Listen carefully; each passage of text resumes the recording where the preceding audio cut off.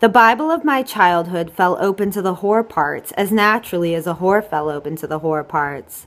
This happened in my lap. The whores were fully visible to me because the pages of the Bible were so thin. If they were not so thin, I understood, the Bible would be as tall as a person. The outside of my Bible was a mountain absurdly dotted with daisies, but even then I knew that the outside of a Bible should be leather. The whore of Babylon sounds actually great. She is described as sitting on a scarlet beast full of cusses, holding a cup of fuck in her hand and drunk with saint blood.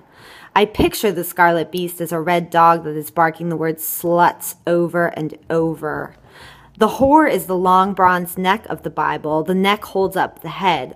Or the whore is the long bronze legs of the Bible, which open. Reclining so much that she was the whole harem, replenished so nightly that she was the fruit bowl of the harem, and the air she breathed was heavier, like the air inside an apple. And one of the fruits in the bowl was balance, or a plum. And her breasts were like goats running uphill, and her teeth were like the tusks of elephants with the piano already carved in them. And she had the shaking out her hair look of the word shameless, and her hair always had a feeling like going over the falls. And she was described as never wearing panties. There were 2 holes in reality for her to put her legs through. And she hired a ruby to menstruate for her, and she hired ropes of pearls to get jizzed on for her. And the whore's whole life was lit, and as an incense would burn all the way down. Now this description, which I have taken word for word from the Bible of my childhood, was astonishing to me, who was a small fenced area of Midwestern nudity grazed by placid cows. Even when I grazed on it, I was a placid cow. In the Bible, the women who fucked everyone were usually cities. Like there were 2 sisters who fucked everybody and desired emissions as constant as from a cloud. And they were cities, twin cities actually, like in Minnesota.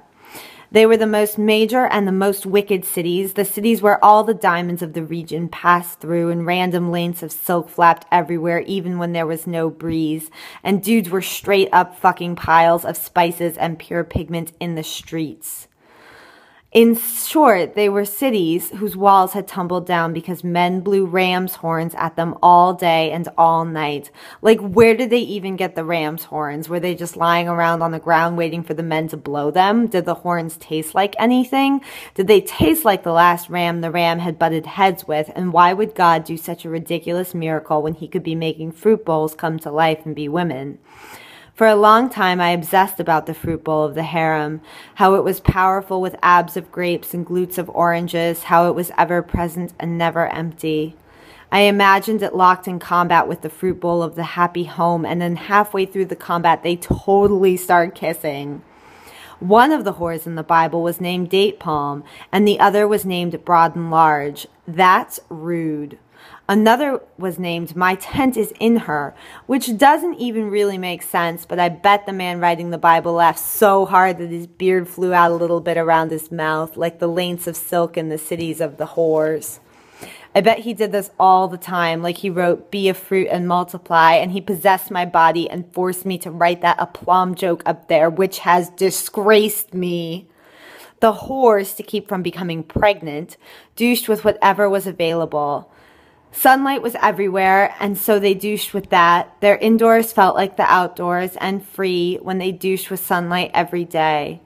Imagine the beauty, a field of unfresh women like naked daisies standing on their heads at noon, hoping not to make more of themselves, not more of their columns of legs, not more of their heaps of wheat, not more of the grapes of themselves on the stem, not more of their song of songs of songs.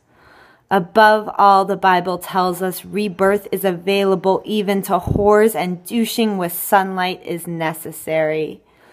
The vagina is self-cleaning, by which I mean that a beautiful new fresh baby comes out of it.